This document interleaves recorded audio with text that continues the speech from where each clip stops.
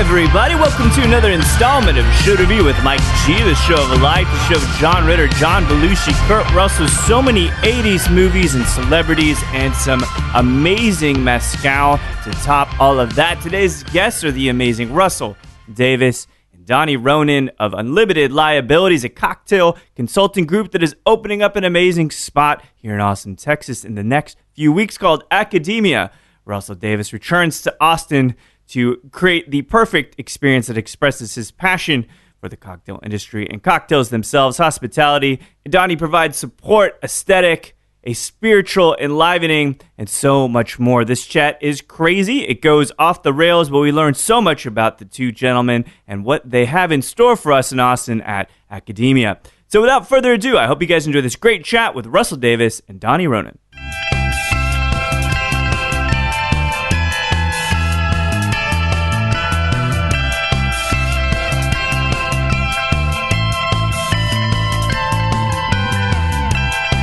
I was thinking about the dynamic duo, you talk about Batman and Robin. Thought about Kurt Russell a little bit, the quote we were mentioning before we started recording from Big Trouble Little China.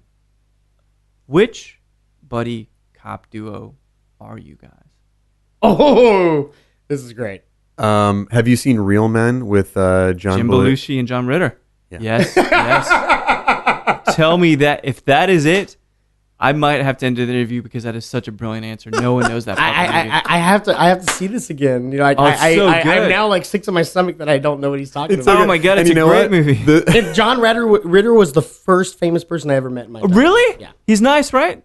What's up? He's a nice dude, isn't he? He was an amazing dude. Right. Yeah. I know the heart. Yeah. His dad Tex Ritter came from my hometown of like 80 people. Are you kidding me? Yeah. So he was the first like famous person I ever met when I was in 7th grade. So. That's fucking really but amazing. continue. John Ritter, Donnie? Russell Davis. So okay, I don't think that first of all, like, I don't think that anybody wants to feel like their second banana. Sure. But he's definitely Jim Belushi.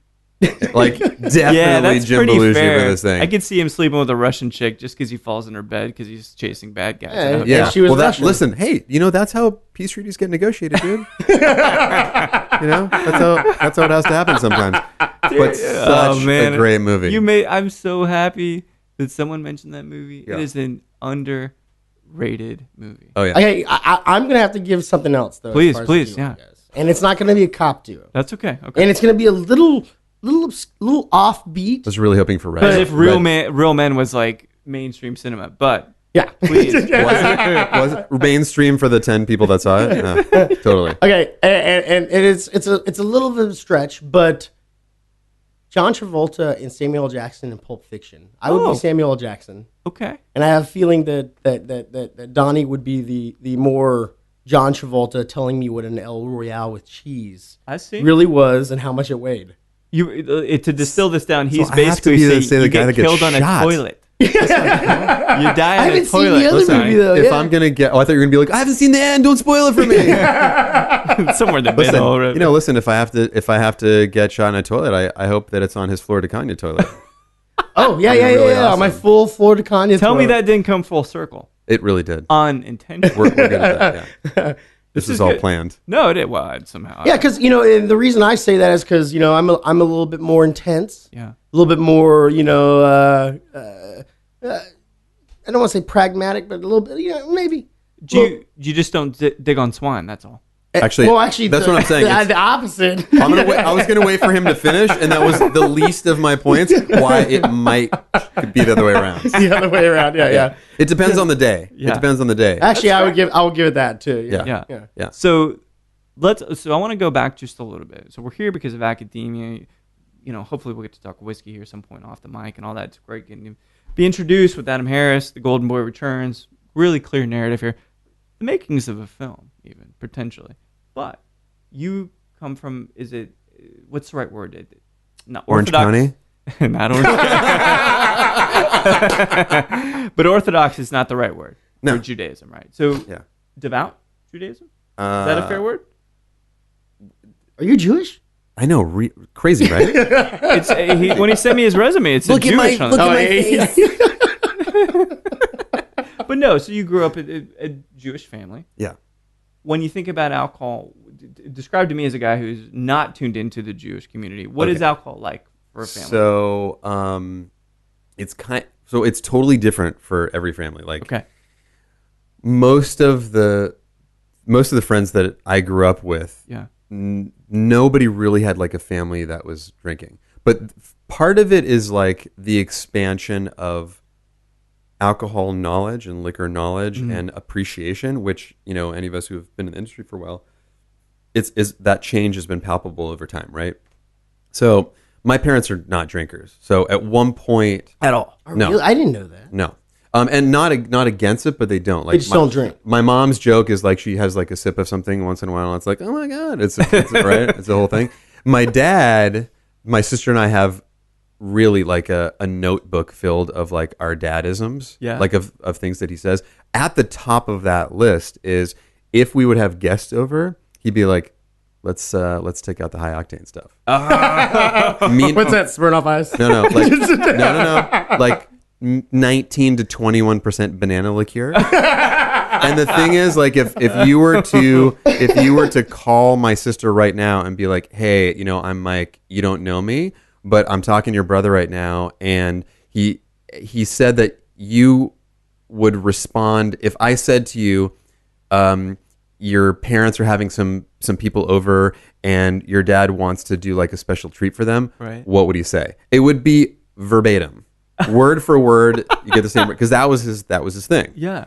And it was always very funny. So hopped up on banana liqueur right now. Yeah, I know. Had you had the opportunity, even to this point, to share a solid, respectable drink with your dad? You mean like good banana liqueur?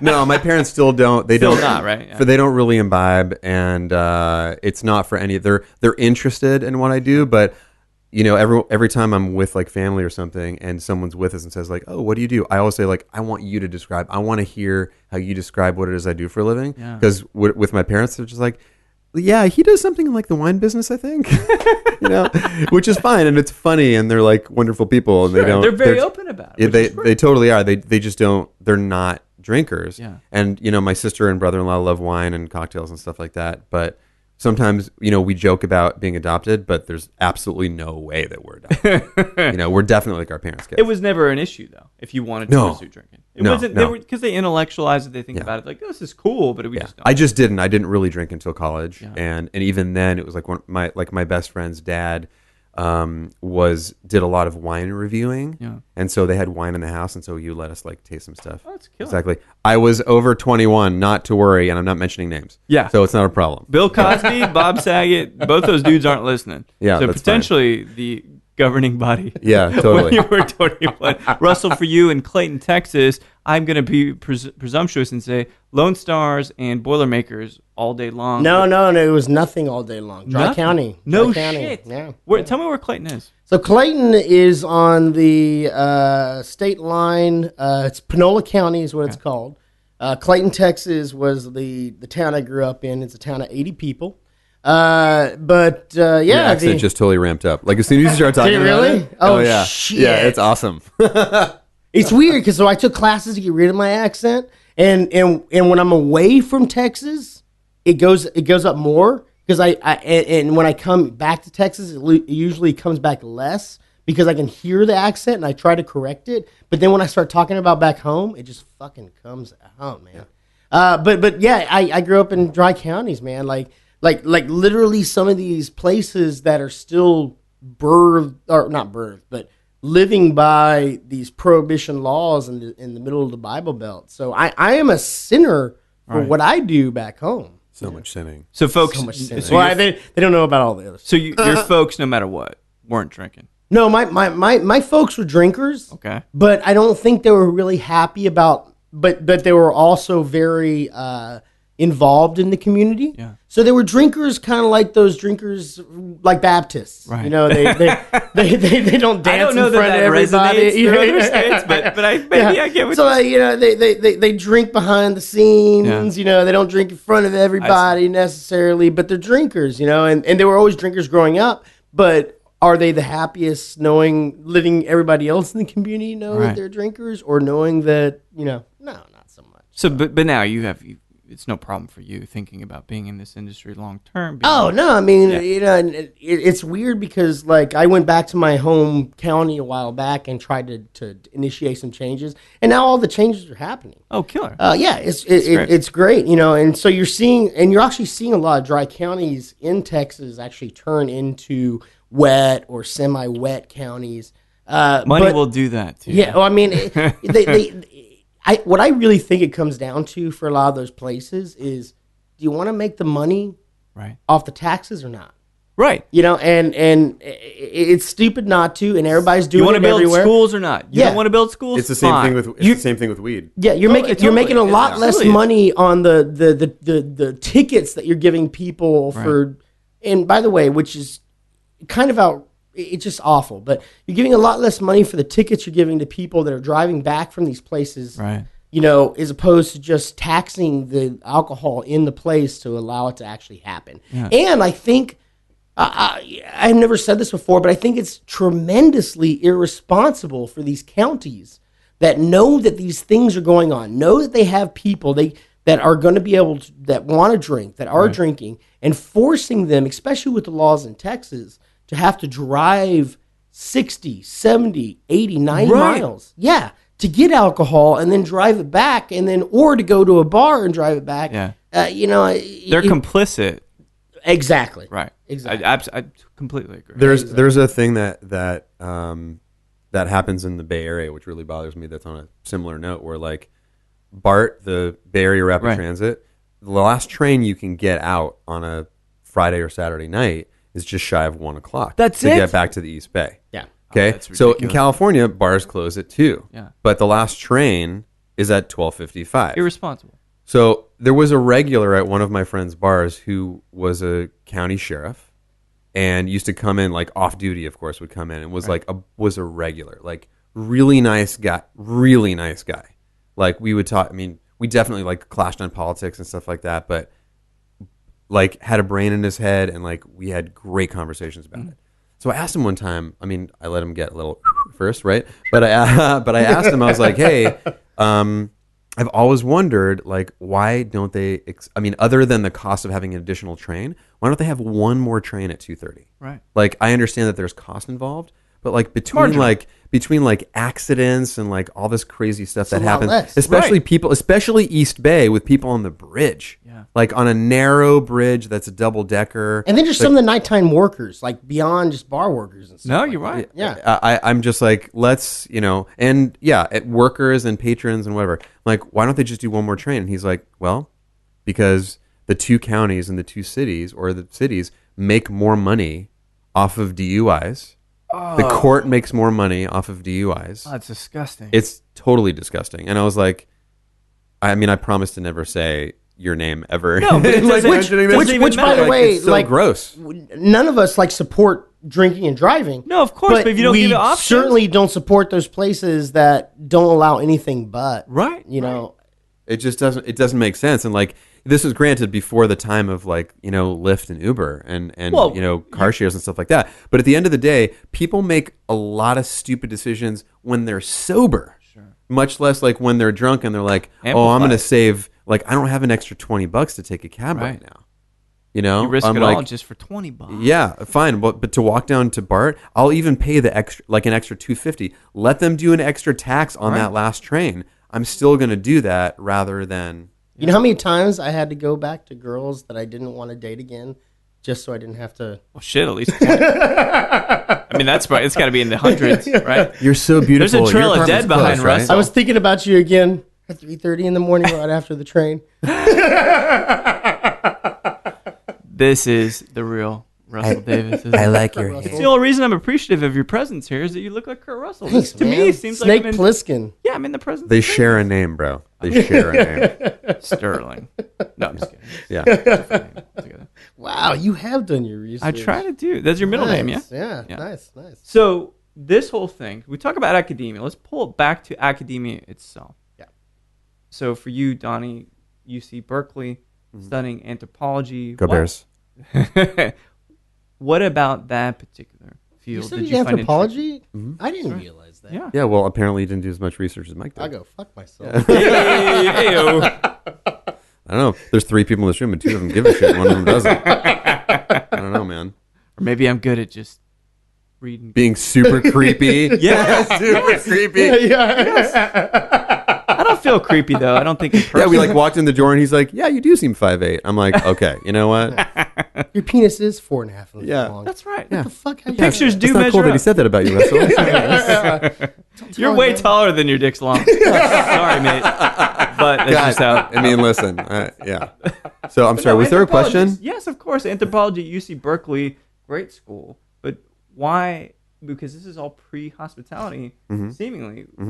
What did you plan to do with an anthropology degree? What does anyone do with any degree that's I not don't a science? know. The or question's yours. I business? don't have to answer. I don't know. I kind of want to know this too, right? Yeah. What So, the fuck are you gonna do? You know, so there are those things or those paths that we follow, like a choose your own adventure, where Right. like you just make this decision, all of a sudden you're on page 17. You know, so for me, like I had come in with cognitive science.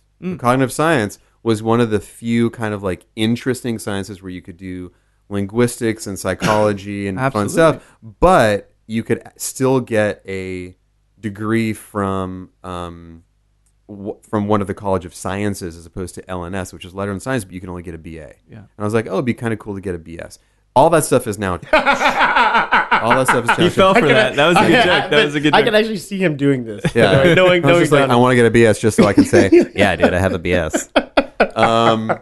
No, it was something that interested me. I didn't really know what I wanted to do with it. It was just a point of like, that was something that you did, and luckily I was afforded the opportunity to do that. So like my parents were awesome about it. They're like, okay, I didn't have to worry about tuition, but nothing else was paid for, you know? So like I had to get my books and I had to get things, I had to Lodging, get a right? job and whatever, but still I consider myself extremely fortunate that I don't have to pay for college. Right. So, but went in, you know, not really knowing what, and so discovered that I was taking, you know, I had to take a bunch of these classes for cognitive science. Some of them were fascinating. Linguistics still remains like one of the most interesting classes I've taken. I took a physical anthro class because it was like a combination of like social science and science, and it was and biology, and that was kind of like a good crossover. At the time, I was also doing like integrative biology as a major. What? That sounds dangerous.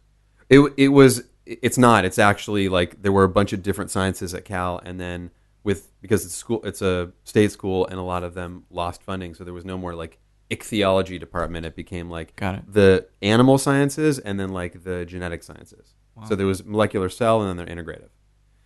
So long story short, too late. If this is on Twitter, we'd fail. We would totally fail. Way Way more over than the 140. We'd take a right? screenshot of a note. Yeah. It's like 147 characters. Yeah, just roughly.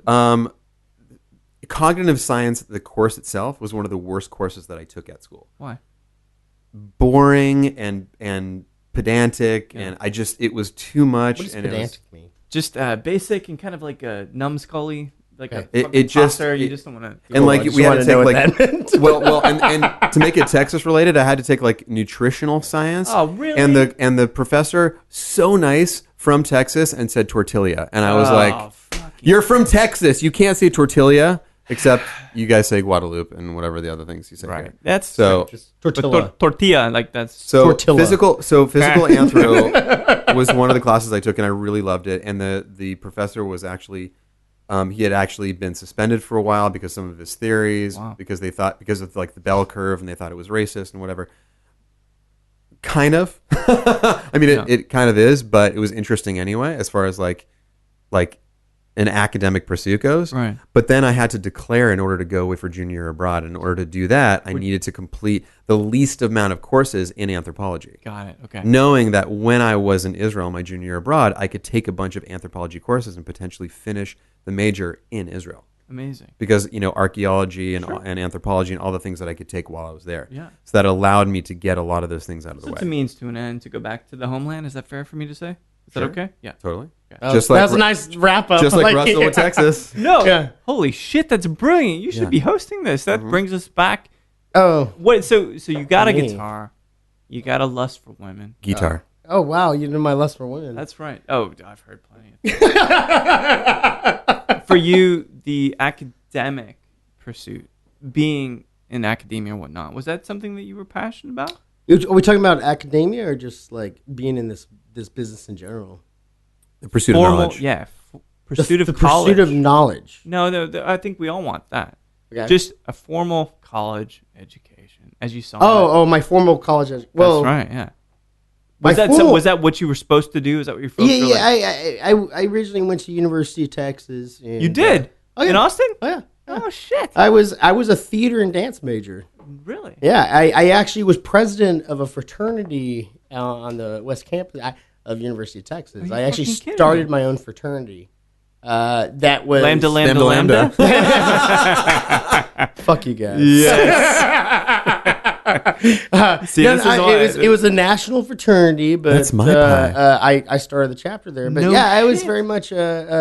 I always thought that I would be like famous or on television for acting or theater or dance, but I never pursued it. I actually got into the bar industry to pay for college. means to an end. Yeah, it means to an end. But the thing is that I was a huge nerd. I was a huge nerd. That's all right. I was not cool. We're all Lambda, nerds lambda, here. lambda. Lambda. Once we- No, I'm talking about before college, guys. After college, it was. You couldn't. So you didn't know what to it do was with easy. it. You had no idea how to deal with it. Yeah. Well, then, Ogre, why are they eating so many of these damn pies? Here's why. I like just give you an example of like growing up through high school and stuff like that. I was dressing up from like as Cyclops from X-Men No shit. and going to comic book conventions, and my dad would just be like rubbing his hands through his hair, just being like, "This is not my son," just. This is the greatest moment I've ever had. Oh my To all the God. listeners out there, really enjoying this right now. The imagery is priceless. I great. couldn't talk to girls. I couldn't do anything. And so when I got to college, I was still that guy. I was still Right, that guy. right. I was so nervous. I couldn't talk to girls. I was a comic book guy. I was all this kind of things. But my first girlfriend ever showed me the movie Cocktail.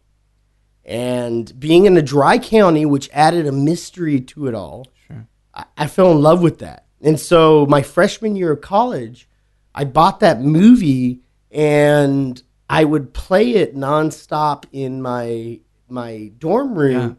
And I learned, I bought all these bottles and stuff and I set it up in my dorm room and I learned every trick and cocktail. I did that same shit, Did you? Fuck it. but with Fanta bottles. Phantom bottles? Yeah. No, I'm not even. But they're not the right weight, Shasta. right? Shasta bottles. Yes. Right. No, I did the same thing. I was like, Tom Cruise. Oh my God, why don't I do this? But I mean, And it was so a little fucking older. cool to see it do it. Yeah. By the way, just as a point of reference, last night we were walking by Russell's old dorm. Yeah. And he was just like, "Yeah, I used to live in that dorm.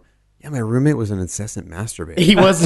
So yeah. wait, hold on a second. And Yeah. the tie-in is his roommate's like walking past the dorm now and being like, "Yeah, I used to live in that building. My roommate used to watch Cocktail like fucking every day. Every day, man.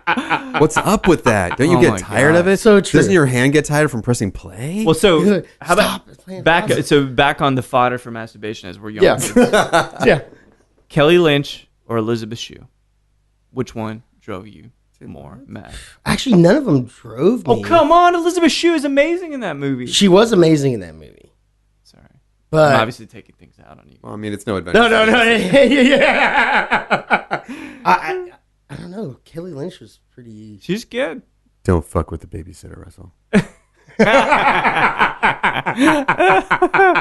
But then you got Roadhouse. You know Kelly who I Lynch. really liked Yeah. was Liza Gersh. Dude. Oh yeah. Whoa. Oh yeah. No, Gina From- Gershon. yeah, Gina Yep, Gershon at the bar. at Yep. the bar. Yeah, not Liza. That's good. The only Gina brunette, Gershom. the only brunette romantic interest in the whole movie. Right? Yeah. The one taking the photos. Yes. Yeah. Yes. Okay, so that's the one. Well You know done. why? Because she was, by the way, she was the fanboy. That's Russell loves the I love the fans. Yeah. Girls. Yeah. Jesus. You know, so to tie this all in together with like Russell's like origin story as a Right. as a bartender. You've heard this origin story though, right, Donnie? Parts of it. Parts of it. Okay. I hope we're experiencing something new here. I am, and I just gave me like a connector story here. So you know how like in the third Indiana Jones, it it's got like the River Phoenix thing where you're discovering like, oh, this is why he hates snakes, and this is how he got the whip, and this is how he got the hat, and it's like all this, and you're like, oh my god, I totally get who you are now, right? For Russell, it was just like he's like, my first girlfriend showed me cocktails. Like the first time he saw boobs, the first time he saw a cocktail, and he's like, I'm in to all of it. It's totally true. That's it. I'm in. It's totally true. Yeah. It just takes one. The first time that I had... It actually takes two. Yeah, and I'm going to get a little bit Just nasty takes about two, this. baby. The first time I had sex without a condom Okay. What? was after watching Cocktail. How old are you?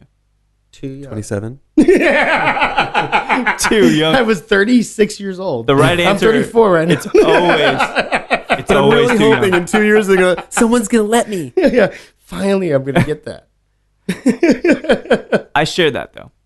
Big nerd, music nerd, going into. I'm an everything nerd, man. Like, Yeah. When it really comes down to it, everybody thinks they're like, I don't know what everybody thinks, but I'm a huge fucking nerd on everything.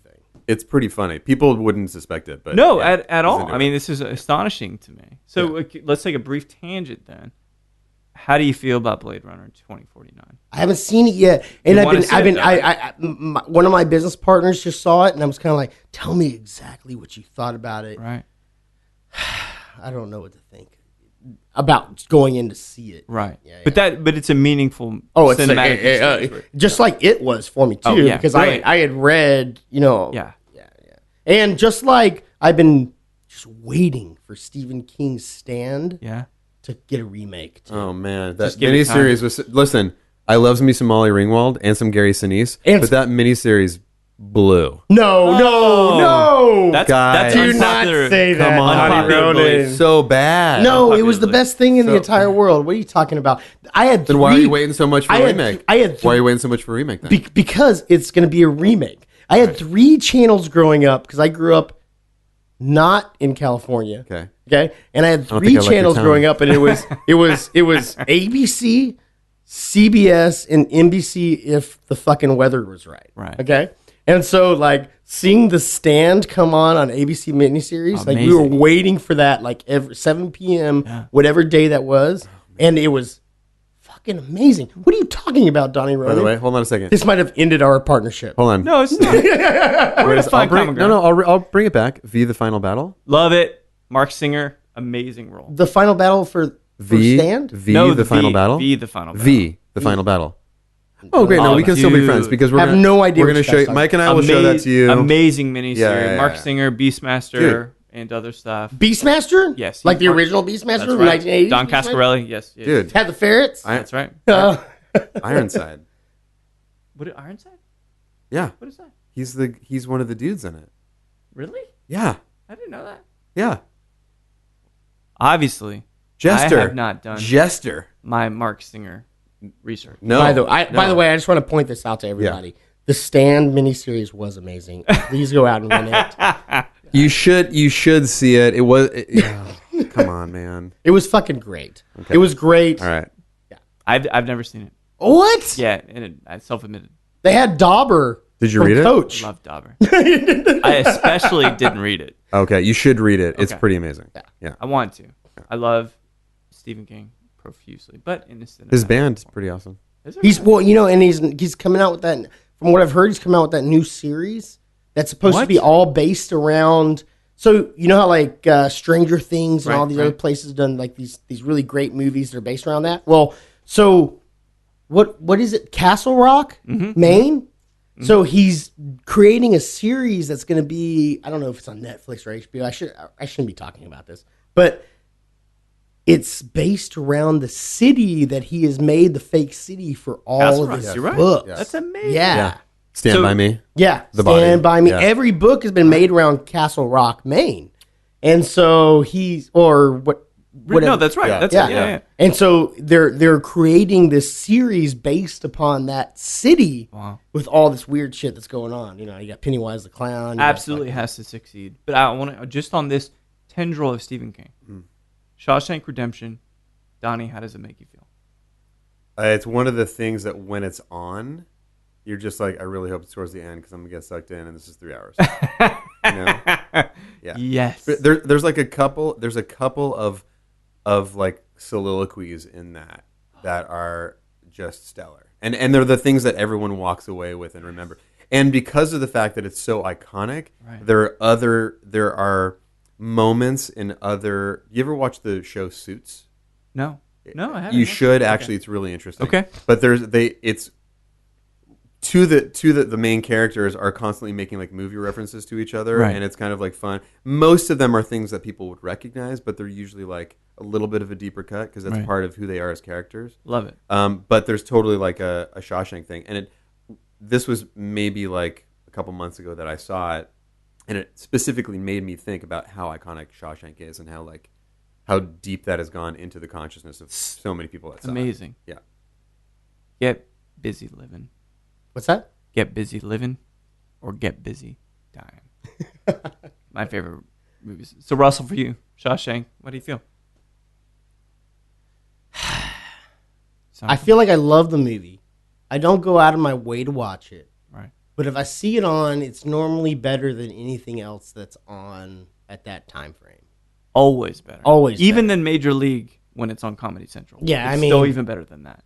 No, even when no Hot Shots commercials. Part 2 is on with Charlie Sheen, I'm still going to choose Shawshank Redemption. And more importantly, Carrie Ellis. So let's not, Of course. I think it's a great movie. I thought that it was even cooler finding out after I watched the movie the first time that it was Stephen King. Yeah. Yeah.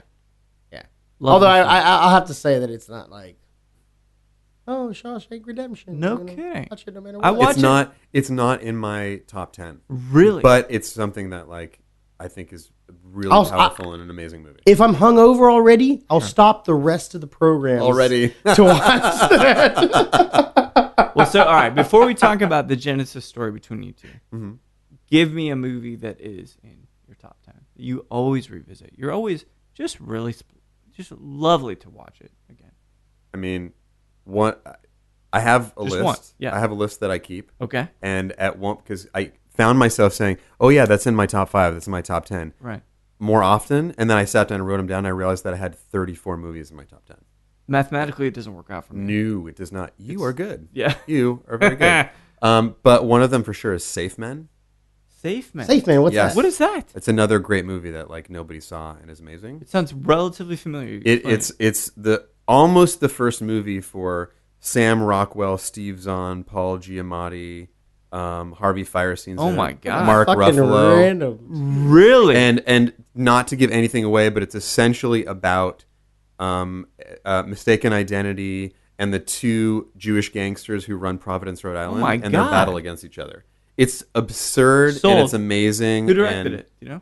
No idea. Okay. Doesn't matter. Sorry, director. I'm sorry. That's amazing. Yeah. Holy shit. And when I was telling you just earlier tonight about like the nerd factor. When I went to Sundance for years for work. No kidding. And like all these people would like run and like, oh my God, I saw like like these super big famous people. I'd be like, I saw Paul Giamatti and Sam Rockwell on the street today. Oh my God. I was like super excited. Or I saw Sam Rockwell at like And he's Pancho a badass. Villa. He's a badass. He is. And I saw him at Pancho Villa in San Francisco, and I walked up to him, and like I hit him with something from Safe Men, and both of us started laughing. Oh my Because he's like, God. no one saw that. I'm like, well, me and all my friends have. Because He was so happy that you such a didn't say great something movie. else from another It's movie. so Amazing. good. He's like, thank you for not mentioning Charlie's Angels.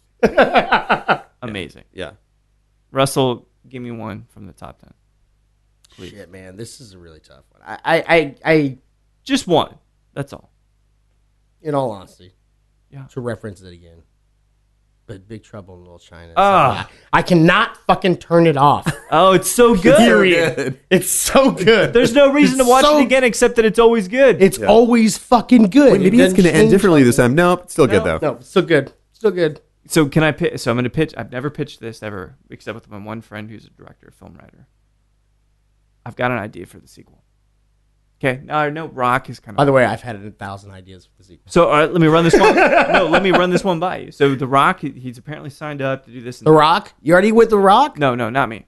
Oh. But that's rubbish. Like they're not I thought you went The comics. Rock. Dwayne Johnson, The Rock? That's right. Oh, God. He bought the rights to the sequel. But, Did he really? yeah. Here's the real I secret. don't know how I feel about that. Dwayne, if you're listening, call us. Please, seriously, we'll be super fun. I'm Can I serious. pour myself some more Mezcal? Please, yes. While I hold you captive so I can pitch my idea. Yeah, we're going to go to this other one here. What is the other one? Just so It's that we're- a San Luis del Rio, I think, with Stitzelweller cask rested. That was. We're drinking so same. all of this. So this is the Alvaradas, and that's the. I think so. San I have Luis? to look to be certain, but I think it's San Luis del Rio. But so here's the pitch Not for ready yet. Big Trouble in Little China 2. Everybody will try to do something. So Jack obviously got kidnapped in the first one. All part 2 is about is rescuing Jack fucking Burton. That's it. Friends that go to get him. I don't know where he is. I disagree, though. I don't think Jack Burton would allow himself to be. But that monster was so big. It was so big, but I And Kim Cattrall still looks pretty good right now. You could just put her in the movie. She'll look the same. I bet the Wayne, his friend, probably looks about. So who would be the hero? It would have to be like Karate Kid 5, where like the young woman is the Yeah. hero. You could make It'd have it. to Yeah, be absolutely young. make it a woman. But you could make it. Oh my God, it's the girl from Kick-Ass. She's the hero. Chloe Chloe Moretz. Moretz. Yeah. The one So that good. I was So about to say, good. like, yeah, She's that really you good. wish you weren't so like had such an age difference with. Yeah, Russell, I get that. We won't address it I head shouldn't on, have but said I get what I you're shouldn't have saying. said that. I immediately take that back. No, I get what you're saying. She's like 30. She just looks really good. Yeah. Yeah. So then among all this madness, it begs the question how you two met. Can you recall the time where Donnie Russell, can recall you- it better than I can. Yeah. I have. He was so passed out this on the is- table. So no, this is like the joke that happens often. So people are like, Russell's talking about how he was like a huge nerd growing up. Yeah. So like we got into trouble all the time, like me and my friends, but it was a very different kind of trouble. It was the kind of trouble where like I have an older sister who definitely paved the way for me. Like she went and got in like a lot of trouble and then made it sort of easy for me. Plus I was the boy, which I think it's just sort of like it's a thing that's like inherently built into parents, so they let the boy get away with more. But of course my sister like takes credit for like, oh yeah, well you wouldn't have been able to do that if I hadn't like sort of screwed it up for everybody beforehand. Right. So we would go out, late and do crazy stuff, but none of it was really crazy. Like we weren't doing anything bad. You're just like eating sandwiches. We were We're just going out and eating sandwiches. Wait, how did you know that? Yeah, and they all had the crust cut off, and they were cut in quarters. Sure. No, we would go like out late and like adventure off to Los Angeles and stuff like that, which we were not supposed to be doing. But at the end of the day, like I growing up wasn't drinking, wasn't doing any of that stuff growing up. When I tried weed for the first time, like I told my folks. Yeah. I was just like, I just want to let you know that like I'm responsible, I'm not a jackass. And so like I tried this thing. And it was amazing. And it was so good I can't talk to you guys anymore. You guys can't. You don't understand me. No, it was one of those things. But then like in general, I have a good memory for people and occasions. Not a good memory, by the way. It's a fucking phenomenal memory. Thank you. Steel trap. Appreciate it. So like good memory for faces. It actually becomes a little awkward. Like if I meet a woman for the first time and I'm just like, you and I know each other from somewhere, and then I'll be like, I wish that there was someone here to tell you that that's not a line. Yeah. Like I know you from somewhere, and at some point during this hour, I'm gonna remember. That's where I come in. No, he really thought he knew you. And that's how we met. Russell was my wingman. Not true. But I met him here through Rob Pate that he worked for. Yeah, when Russell was working at Pesce. I don't remember this. I remember it later on. There are a couple years you don't remember though, right, Russell? I mean, there's a few years. Yeah, It's not years. 2001 It's to just 2009. portions of years. Yeah. Decades if you So, weren't yeah. around. No, he was working here at Pesce, and that's why I met him through Rob Pate. Yeah, no kidding. It was a place that is. Yeah. That's incredible. Well, I kind of lie. I do remember meeting him, but it was further on in San Francisco that really solidified. Yeah. Were you at Rick House then? Yeah. I was at Rick House. I was at Bourbon and Branch, and being that Good. that guy. good energy between you? Oh, awful. I think he's a prick. Yeah, it's terrible. It makes for a good business It makes relationship. for a great business relationship. He's like, you trust me? No. Great. This blessed union that we've been able to experience this evening is because everybody's in town. You're doing staff training. I feel so sad now that I wasn't able to help and to talk about fucking whiskey at Academia, a spot that has been plagued with success and failure all the same. Oh, the location? That's right. Yes, So you've sir. got pleasant storage room that was there for people that are in Austin, love tiki. You got Isla that was there. Tell me in a singular kind of message, what does Academia mean to the spot? If I'm coming in, I've got no godly idea what I'm to expect. What should I expect, Russell? Okay, so there's two different ways I could approach this. Sure. I could approach this as the sales pitch. No, don't. Or I could fucking do approach that. this Yeah. as what I see that first person coming in there Perfect. feeling. Do it that way, Okay. in your way. So, if you're that random person walking in, I hope that you walk into a bar where, one, you can feel the electricity of the energy of what's going on around you. Right. I hope that you don't understand why the feelings of what everything on your surroundings around are giving you, but it does give you something. Mm. And it incites a feeling into you, whether it be hunger, whether it be excitement, or whether it be calming down. I hope when you walk in, especially for those people who have no idea what it's going to be, that you're going to be able to get an amazing drink served to you by an amazing staff that has done it into a quality, not just a quality, but in a way that shows you that showmanship that you want to see. Yeah. But at the end of the day, that we've done things so simply, but executed them so complexly that it kind of blows your mind. And if we want to go into that a little bit more, we can. No, so one of the interesting things Yeah. in general about like going out and drinking. So it's not like it's something you can't do at home, right? And there's a lot of cocktail enthusiasts out there, and we talked about this a lot, like regarding like shaker and spoon, like people who are like cocktail enthusiasts and they have all the tools and they have a cool bar at home and they're really intrigued by all this stuff and they're like, we could do it at home. Well, then why do people go out? People go out because of the show. People go out because of the experience. Right. People go out because of the strange. People go out because they like want to meet weird people, because they want to like interact with other humans. or take their pants off. But you know, Right. like, or take their pants off. Right. Pants I'm on, not- pants off. It doesn't matter. Seriously. What Mr. Miyagi's like first rule that they never talk about: pants on, pants off. but you know, I guess the reason that I explain it the way that I do is because there's so many bars that open up around the country, not just in Austin, Yeah. but that are always like, here's up front in your face what you're going to get different. Okay. Right. And I just want to explain to some people that this is something that you always wanted, and that you don't have to have this like crazy out of body experience, although it will be to an extent as far as experiential and cognitive psychology and behavioral psychology that we're going into, which we can talk about. Sure. But I don't want it to feel like so made up that it's not true. You know what I'm saying? Think of it this way. Think of it as whether it's a friendship or like an attraction relationship. Mm-hmm. You have people that you've had in your life where you're like, I can't explain it to you. I can tell you like where I met this person. I can tell you the occasion, but there's something about like this.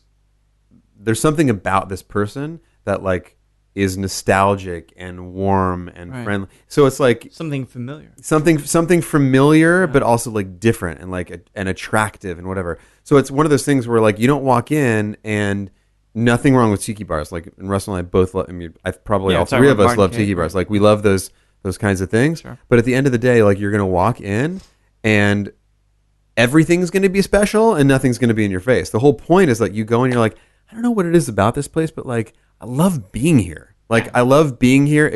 It's comforting and it's warm and it's wonderful and like it just happens to have amazing drinks. And we're working with a bunch of cognitive and behavioral sciences to make that happen. But then at the end also, too, is I'm in love with these historical places Right. that have been gathering places for some of the best minds.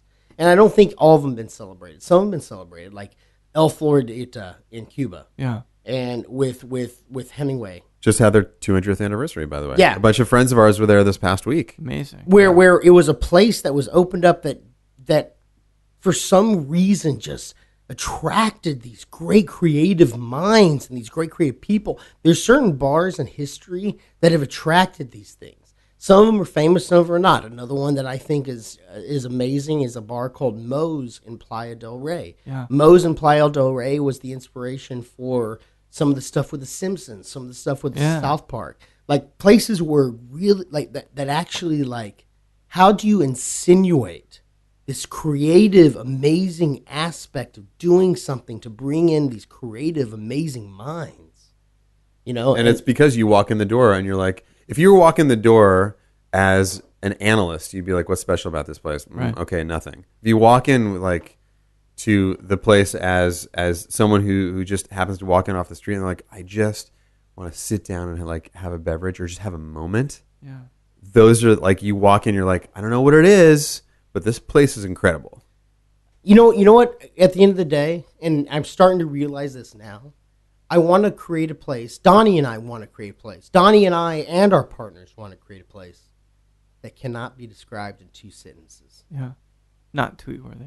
Listen, we can always simplify, but at the end of the day, like some of my favorite places around the world are places that are, whether they started out like this or not, Yeah. are places that are comfortable, like just comfortable. Whether they have some like crazy cocktail program or not is irrelevant. So like Pouring Ribbons in New York City, and it's New York City, like it's Manhattan. Like there's so many great places in that area. You can go to Mace where like every cocktail is like an experiment, and you can like hate on that all you want, like how crazy it is, but like you go through the whole menu and you're like, holy shit, all those drinks are good. Like every single one of those is fun and intriguing. When you go to Pouring Ribbons, you're like, yes, he's created like this great chart of where these drinks are, but at the end of the day, it's a fun neighborhood bar that you just want to go because it feels good to be there. It just feels great to be there. So all of our work, all of our art, whether we're writing a song, whether we're making a spirit, it's a reflection of us. Right? The wall is coming down. So when's a change? That's right. When's a change? Being a nerdy guy, so we're both nerdy guys. Yeah. Maybe that doesn't make us popular. Maybe that doesn't make us in favor of a lot of people, right?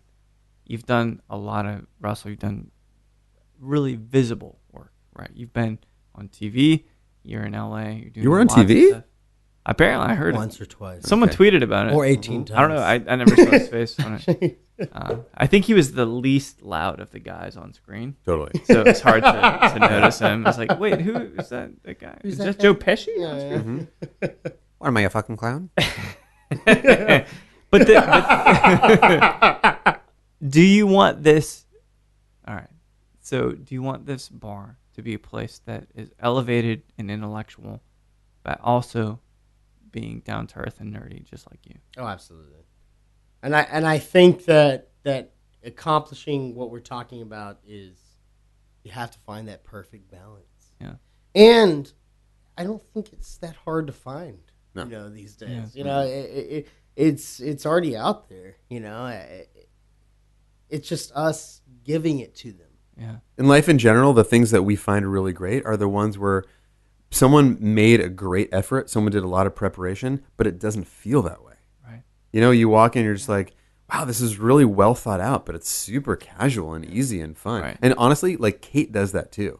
We don't, and then you also can learn stuff from places that have not thought out anything and are fucking packed. Right. And you still have to figure out, well, what is that zombie mentality that made it so good for them? Yeah. Yeah. I get it on both terms. How long till we see academia in its full force production ready version? Roughly. Force? Yeah. October 28th.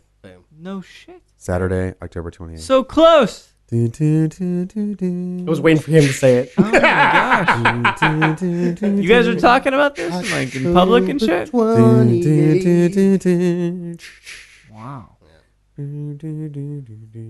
Some chariots of fire in the background from Donnie. Thank you so much. Oscar Award nominated song. Thank Brilliant you. soundtrack. Thank you.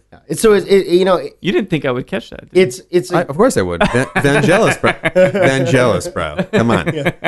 it's a quick opening too. You know, what we're really proud about this is that from decision to actually start or open a bar, Yeah. ourselves to the actual execution will have been 10 months. Wow. And that never happens in this industry. Yeah. I mean, we went through everything from hiring, construction. We're still going through a lot of this stuff too. But that kind of stuff never happens that quickly. Bar team from around the world too. From around the world. Around the world. Crazy. They, just put it, so like sort of like casually put it out there, and like the response was stupid. And like, we can't take all of that. Like part of it is just like, oh yeah, Austin's a super cool town, and like people just wanted to come here. But I mean, it's definitely like people are like, Russell Davis, hell yeah, I want to in on that. And then like the concept is great. Like all these things together, people just sort of like dove on it, and we have, our team is ridiculous. Like it's which is funny too, because like the idea of Russell Davis of what people think is very different when they get down here. But I think that they like it a little bit more, because it's better than the other way around. Yeah. Oh, fuck this guy. You seemed really cool, and then I met you, and then I was like, no, this is the thing, right? Like, you are down to earth fucking dude. Thanks, dude. No, but I would have never thought that. The stories that I heard, you have this amazing. Actually, so let's talk about the stories you heard. What'd you hear? Did somebody say it rhymes with Blar Plus? I heard so much. I mean, in full disclosure, I heard so many stories about you. Go for it. Yeah. And without getting into detail, you're not the guy that I thought. This is way better. Oh, thanks, man. And if this is any expression of how the bar will be, then I have to go. I'll be compelled. It rhymes with Schmill Schmosby. This is true. It does. That's actually something that's very interesting, is because there's very much like with my image and everything, there's very much been like this realistic version of me. Yeah. And this iconography. Don't meet your heroes type of thing. Exactly. Yeah. But my passion doesn't lie. But luckily, it's a weird thing to attack, because you don't think like being a bartender or being a bar owner or being like someone, you don't think that you're going to have to attack this. And then you go on television, and then you have everybody talking about you, and you have all this kind of stuff that happens. Right. And so, you kind of want to work it all into your universe before you make the decisions on what you're doing, So I won't lie that it doesn't affect the way in the decisions that you make and the wavelengths that you live on. But at the same time, you can't let those things affect you. So you get into this weird, like, what the fuck do I do? You know? And at the end of the day, the only thing that you can really do is what you feel is what's right. Right. And that's the hardest thing that, to me, what comes down to being a consultant or anything, like, we've got a guy that's our bar manager named Greg, who's just amazing. He's an amazing kid. And he's starting to learn how to do some new things, but, sometimes you just have to stick by what is what's right in order to make these decisions. And he's starting to understand that too. But it's kind of cool to see that within him in order to understand that that's what I need to remember too. Man, does that make sense? Yeah, and we get to watch him do these things also, and like Russell and I are like, oh, that's like it's so great. Like, did it make sense what I was saying? Oh, yeah. No, I was hanging on every word there. I don't always do that. Quite tender. Yeah. Was it tenderish? Tender, yes, a Neil Diamond moment. My sweaty balls. Yes. Mm-hmm. Sorry. So I've got two questions left for you guys. Sweaty. Obviously, we should keep talking, keep doing this thing, and we will. But one of the things I think is really important. Yeah, please. Actually, before you go in there, mind. I literally just got a text that we've been invited, including you, for a mezcal. So Del? with Evan. Yeah. Evan, if you're listening to this later, that's right. Evan is You just invited us. lovely. It's person. your fault. We're into it. So we've had this amazing hour of talking about each other's lives, films, comedy, mezcales. So this is a question I ask everybody, but I'm really curious, and I'll go left to right here, Donnie. But Russell, so you are at any bar in the world, doesn't matter where, doesn't matter what you're drinking. Okay. You can have a sip of anything with anybody, living or deceased. You can have a conversation with them. Who would you love to just post up at the bar and have a conversation with? Honestly, Yeah, of course. Adolf Hitler. Oh my God, weird. I was gonna say that. We That's really? fucked up. I'm like, It's more conflicted for Donnie. yeah, but super conflicted. Why? Why is it more conflicted? Because you're Jewish? Yes, Yeah. that's exactly why. I get it. Because it didn't. Yeah. Yeah, no, that's kind of my jam. I He get wouldn't it, have killed us. I get it. Yeah. We would have I been get it. fine. I think he's the most fucked up individual ever. Yeah. And I would love to sit there and have a drink with the most fucked up individual ever and figure out what the fuck he was thinking. Tell me about your mother. I don't know. I mean, Wow. that's the way I look at it. I'm That's not really Jewish. weird. I'm like, is it weird for me to think this right now? But I don't. yeah. And then I'm like, what if I say Eva Braun? No. No. Yeah. I want to understand what the most fucked up guy that doesn't drink thinks about. Yeah. You mean our? Or maybe Donald, Okay. or Donald I'm gonna Trump. give it- Yeah, I'm gonna put it out there. Yeah, Donnie wanted to say What a it. great Or segue. Donald Thank you. Trump. Or Donald Trump. So my two favorite people to have a drink with would be either Adolf Hitler or Donald Trump. And I like that you put them on the same shelf. Yeah. That says quite a lot. Donnie. and Donald, you're more than welcome Yeah, to what do come you fucking have a conversation Oh, with me. man. I want to share this. I had a dream a few months back. I went to the White House in this dream, and he was very cordial to me. And we sat down and we drank bourbon. I'm like, this is a joke, right? He's like, yeah, of course. And that was it. And I woke up. It was a big fucking joke. And we shared a good bourbon and a laugh over the whole thing. But Donnie, for you, Adolf Hitler, really? No. I mean, I've got to change it now. Yeah. So listen. I'm one of those people who are like, if I'm at a table with a bunch of people and I Right. look at the menu, I choose a couple things because if someone else orders something that I want to order, I got to order something. I hate else. that. Hate it. It's not a matter of hating it. It's a matter of being always wanting to share. Yeah. And so I'm just like, if you have that thing, right. I want a bite of it, and I'm going to give you a bite of mine. You know, Yes. like I want to share with No, you. of 'cause, course. like, Let me that share way- something new with Yeah, you. yeah. Like the family stuff. My friend Kim that I grew up with is such like a food lover, does not share. She's like, if I order a meal, this is the meal that I want. This is the framework. She's very chop like that. Wow. And listen, I respect her, and Sure. she's brilliant. But it's one of those things she doesn't do, and I'm like, okay, well, I'm not going to family style anything with Kim Decker, right? But at the end of the day, like, I want to share something. So same thing. I'm gonna switch this up a little bit. For me, it's always been like historical figure, like someone that I would never have a chance to ever meet ever. Right. Like just even quantum leap rules, like someone that didn't even live within my lifetime. You know, like I couldn't ever cross over with them. It would have to be Moses. Wow. I mean, think about, listen. You know he drinks some wine. What do you think Moses would drink? Wine? Oh, no, for sure agave. For sure agave. Really? Oh, yeah. For sure. Like, I mean, I noticed I didn't say tequila because it's not Mexico.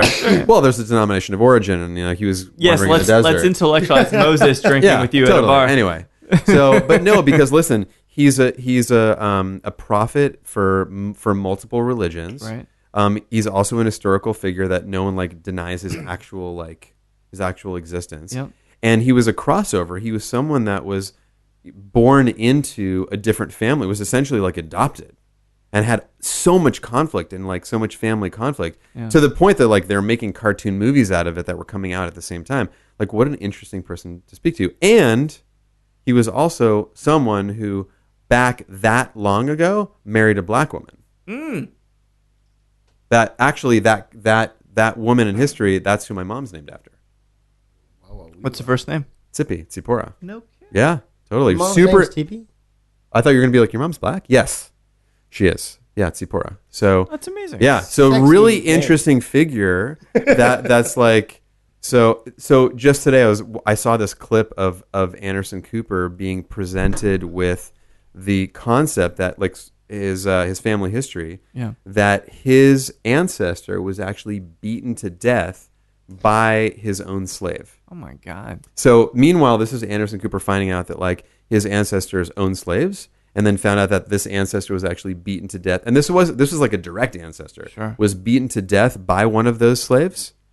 And he was like, oh my God, this is crazy. And so the interviewer is just like, do you think he deserved it? And he's just like, yeah. Like no hesitation. He was like, of course he deserved it. He owned a fucking slave. I never heard about that. So That's great. amazing. Yeah, For yeah, Anderson Cooper. really great. So I it's one of love the- Anderson Cooper, by the Yeah. way. So one of those things where like I almost like cheered because I was like, that's a really hard thing to do. Like we all have these like emotional connections, and like I have an emotional connection to this person historically and religiously. But what an interesting person to talk to, and crossed over in so many different ways. Was essentially like, someone who grew up with this culture and this history that he didn't even know about, and had to be convinced of the fact that he was this person, and convinced of the fact that he was potentially this prophet. Like how crazy is that? Like what a mindfuck, right? Wait, what was the question again? It was what's 2 + 2?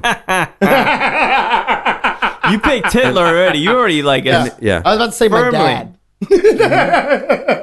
yeah. What's 2 + 2? Hitler. My dad. Sometimes it's hard to say. So we've had a good. What about you, Mike? Sorry. Yeah. No one asked me that. No one asked me that question. Well, they should.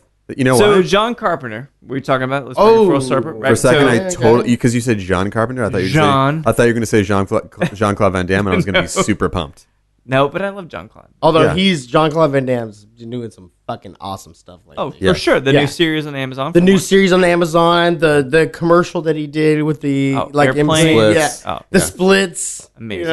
Yeah. So here's the cool thing about John Carpenter, the man who brought us Big Trouble in Little China, The Thing, Halloween, Prince of Darkness, Jamie Lee Curtis. Jamie Lee Curtis. Yeah. That's right. That's right. Yeah. He's from Kentucky. He was Okay. born in Kentucky. What, John Carpenter? That's right. Okay. If John Carpenter refused to drink bourbon with anybody, I might be a little upset, but Has he? I have no confirmation or denial that he does not or does drink bourbon. So, if there's any impetus for people to go out there and try to have a drink with John Carpenter, drink some goddamn Well, bourbon. so I mean, like, look at his movies. Right. How many of those main characters would not have drank bourbon? Not one. Not right. one. Not one. Not one. Thank you, Russell. That really puts things at ease for me. It really does. So we've spent an hour and a half talking about life, comedy, Bill Cosby, Steve Gutenberg, so many goddamn things. And this has been brilliant. The Life of Brian. Just bringing it Steve around. Gutenberg. Life of Bible. Brian, Eric, We never John got a Cleese. Steve Gutenberg Bible. What? Nothing. Yeah, exactly. Amazing things that only Mezcal can be the conduit to. So last question for you guys. Donnie, you're going to be in Austin just a little bit longer, probably the end of this week. Russell, you're back to return. What's the next thing you guys want to achieve? You open academia. It's a rousing success. What's the most immediate near thing you guys Donnie want has to go do? first. Ooh, Well, that's fair. Oh, that's so Like want or is what's actually happening? No, want. That could be, I want to grow 2 inches taller. I love changing people's perspectives. Yeah. So for me, that's one of my favorite things. So like it's something that I talked about with our own staff. Like it's one of those things where people bring a lot of ego into food and beverage, right? Yeah. Bartenders, chefs, there's a lot of ego in it. And listen, it's a human nature thing to want to leave your mark, right? You want Right. people to remember something you did. You want them to remember you. Like, think of someone that you know who has a pet peeve. Or like, I've met that person 5 times, and they're like, "Hey, nice to meet you." And you're like, "Hey, fuck you." Hate it. Right. So, yeah. I mean, that's totally me. Yeah. Hey, you're like, "Hey, Russell Davis, nice to meet you." And you're like, "I've met nice you to 5 meet times." you Say, "Fuck too. you." Yeah. Right. Yeah. Totally. So it's one of those things where I explained to them, I was like, if you have a connection with your guest, they might not remember your name. They in their memory in the past, they might not remember the name of the drink, the name of the bar, or whatever. But there's some aspect that they'll remember. Whether it's like, yeah, it was in Austin. It was the first time that I ever liked tequila. Yeah. You know, I love the concept of someone's like base. Their I don't even know, like their existence. Like, here's who I am, and this is what I do, and this is what I like. Right. Having a piece of that existential being changed in some way, that someone I know that either like works for me or I trained, or me having a mark on that, that's something that they will remember forever. I don't care if they don't remember my name. I really don't. And that's what I try to instill in the staff. I'm like, don't be offended.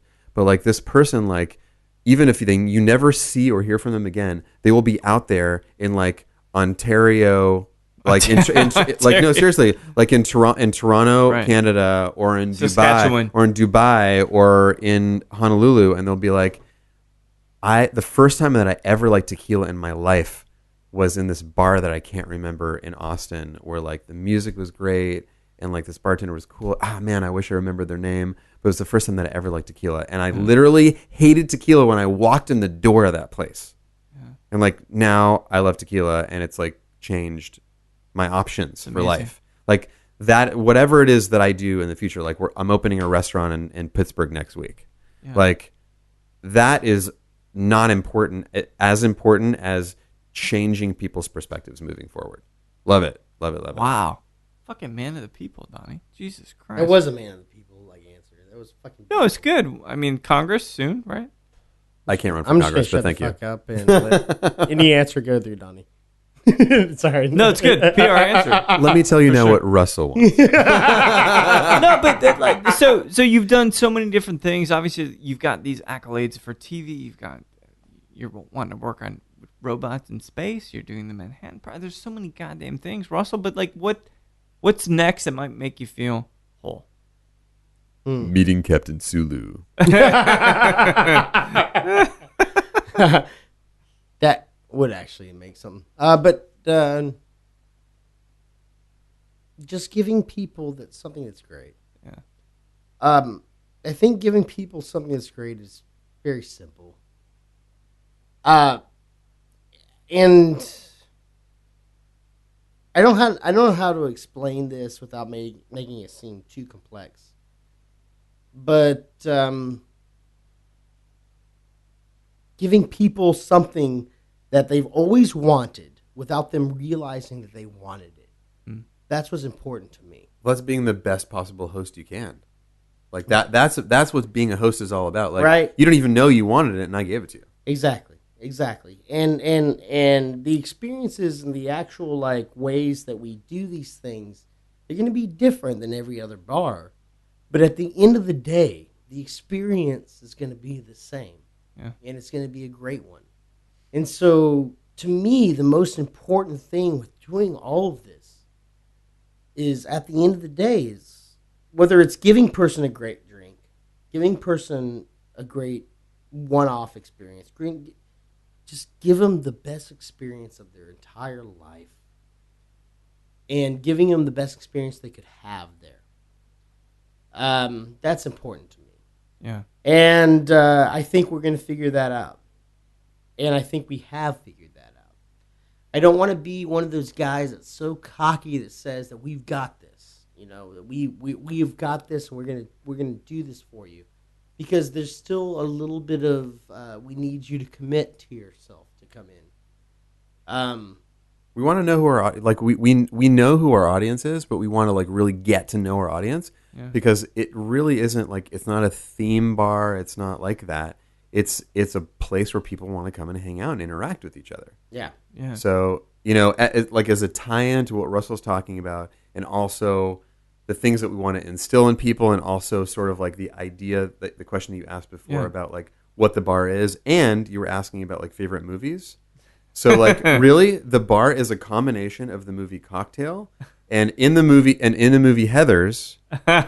Hold on a second. And this is fun. And I had to I explained it to Russell because like it's a movie that I've seen 1,000 times. Sure. there's this really brief scene where it's in the faculty lounge. So like in my mind, it's a combination of like Russell's vision of what this bar is, plus like Tom Cruise hopping on the bar and The Last Barman's Poet, and that scene in Heathers where the faculty is away from the students. They no longer have to be the role models. They no longer have to be the teachers. They can just be human. They can be themselves, and they can be real. And they're all smoking and drinking and being like, there's this great thing where one of the really like hippie teachers is just like, we should all gather in the cafeteria and just like talk and feel. And there's this pause, and the principal, who's like smoking a cigarette, is just like, you let me know when the space shuttle lands. Like they're just being real, and they're like cursing at each other and having these like intellectual conversations with them. I want people to have real experiences when they're in the place, Yeah. And I don't want anybody to feel like they're regulated, So most people, when they come into bars, they feel regulated, even the conversations they have to have. You can't talk about politics, you can't talk about religion, but I want to allow that to happen. Yeah. I want to allow, we want to create the best intellectual bar that you could possibly think of. But at the end of the day, too, we're going to have the best bartenders, the best servers, to give you not just that showmanship quality, but to also give you the best experience with knowledge of what we're doing. It's nature versus nurture, where you're going to walk in, the environment is going to be something that, again, is not forced upon you. You come in, you're like, I just feel comfortable in here. Like, like I want to talk about like politics and sex and drugs and rock and roll. I'm feeling and you can. Yeah. Let me feel the thing. Yeah. Right? Yeah. I want to talk with you. I want to talk with you. Don't tell me I can't talk about it. That's right. Yeah. I don't want anybody. You know what? Actually, that's the best way for me to describe the place. Is I don't want anybody in there to feel like they have to say I can't talk about it. That's yeah. amazing. There's no filter. Right. In that way, it really is. There's a place like right when you walk onto campus in Berkeley, where it's a circle, and it's basically like the free speech circle. Mm-hmm. So it says that this circle is under no jurisdiction on Earth.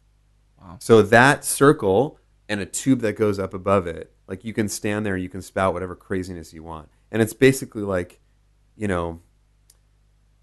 it's an homage to free speech and what that really means. What does that really mean? Yeah. Like someone that you do not respect, someone that you do not agree with, can stand in that circle and say whatever they want, and you can disagree with them, and you can have a conversation. And it's like, listen, it's not about hateful speech. It's about like, hey, listen, I mean, just like we were talking about before, like Russell might say something like that I don't agree with, but we end up having a conversation about it. Healthy discourse. Yeah, healthy discourse. By the way, we have a lot of healthy discourse. Yeah. Which is implicit. I say a lot of shit. It's implicit to academia. It's different than unhealthy intercourse. Yeah. But just so that you know. Well, healthy discourse is very different than unhealthy intercourse. Man. So I've had so many conversations, hundreds of conversations with people, and we talk about Martin Cade a lot, which is fun. With respect to Martin, and talking about goth rock with him is amazing, but sitting here in my house, sipping the Del Maguey cask treated. Maybe not sipping. Sipping the. Was I not supposed to finish the bottle? No, it's fine. We finished one. Take shots of that. No problem that we finished one. I dropped it in Red Bull. Is that not? It's fine. Is that cool? Is that bad? You're from LA, right? That's how they do it in LA. Hey, he's from Texas. Watch it. Wow, yeah. True. We've spent an hour and a half talking about life, talking about hospitality, comedy, films, mezcal, and so much more. I cannot think of a better way to spend this evening. Russell, thank you so much.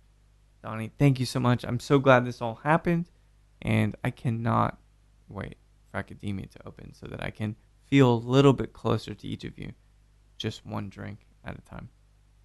It's been brilliant, guys. Fucking roll, man. Mm-hmm. Thank you. Awesome. Thank you so much. And we're going to keep sipping mezcal, even if we're not recording. As we say in California, dude. Dude. Thanks, guys. Thank you. Well, there you have it. A very exhilarating, fun chat with Russell Davis and Donnie Ronen. opening up Academia in Austin, Texas, right next to Pesce downtown. I can't wait to check it out this evening, actually, and I think within the next few weeks, everyone will get to imbibe and experience this amazing passion project these two gentlemen have brought to us here in Austin, Texas. Great. It was a chat, man. There's a lot of mezcal, a lot of great things we're talking about. Got to talk about some movies that a lot of people don't know about, and that's okay. These chats are nerdy. These chats are insightful. They're everything in between. So thanks, everybody, for listening to Show to View with Mike G. No matter how many times you've listened to Sword to Scale and thinking, this guy, he's good at times and not good at others, or if it led you to watch The Keepers on Netflix, please keep dancing.